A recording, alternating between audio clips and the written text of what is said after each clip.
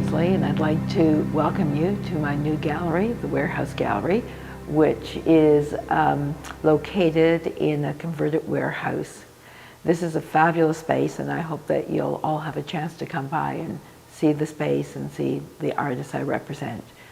I'm so thrilled that I've been representing many of the same artists for the last 25 or 30 years, and of course always finding new people to present.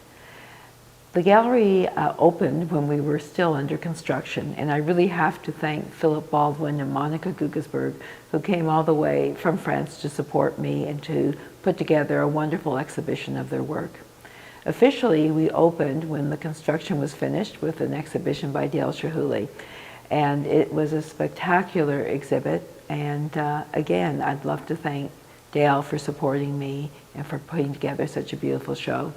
If you look around the gallery, you'll still see a number of Dale's beautiful pieces installed, as well as Philip and Monica's.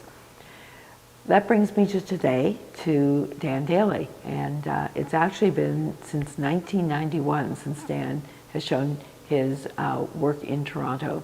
So this exhibition is a very important milestone for myself, and I think for Dale, for Dan as well. I think he's like so happy to be back here in the Canadian marketplace and meeting my clients here in Toronto and across Canada. It's such a pleasure, and I can't thank him enough. You were asking before about my, my background.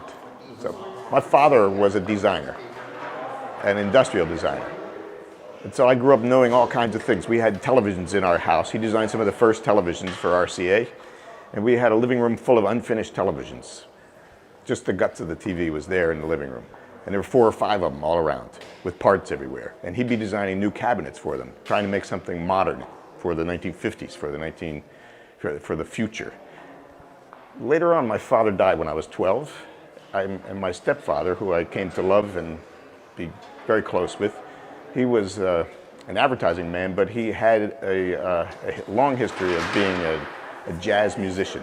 Those kind of influences, this kind of creative attitude, were in my family as a kid, and that's what got me, perhaps made me confident about following my wish to just be an artist, make what comes to mind and put myself into it, and the results are here. I mean, even today what I make goes back to that attitude. I like the lighter side of things. I don't make art about misery.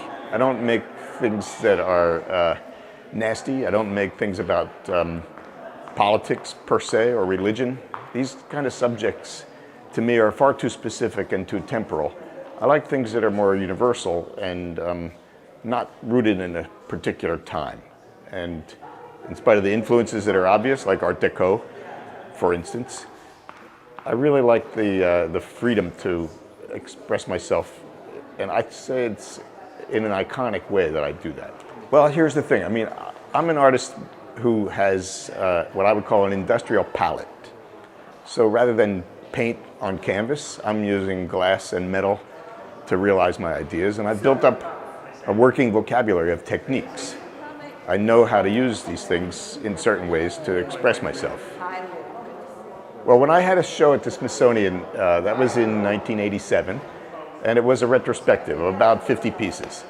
So at that point, I can't remember how old I was, but it was definitely, for me, a huge occasion. It really meant a lot to me because museums are my inspiration. I sought deliberate inspiration from works in museums for many years.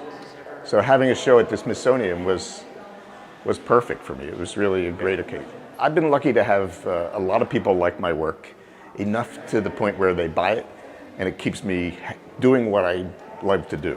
So I consider it a matter of luck and chance that what I made struck somebody in the right way and they want it. That to me is it's a necessary combination, but I have a lot of colleagues who have voiced the same feeling, that it's really just something you can't predict. You don't design for a market like you do with product design. You just make what comes to you, and you're compelled to put it out there. So when somebody likes it, that's a great thing.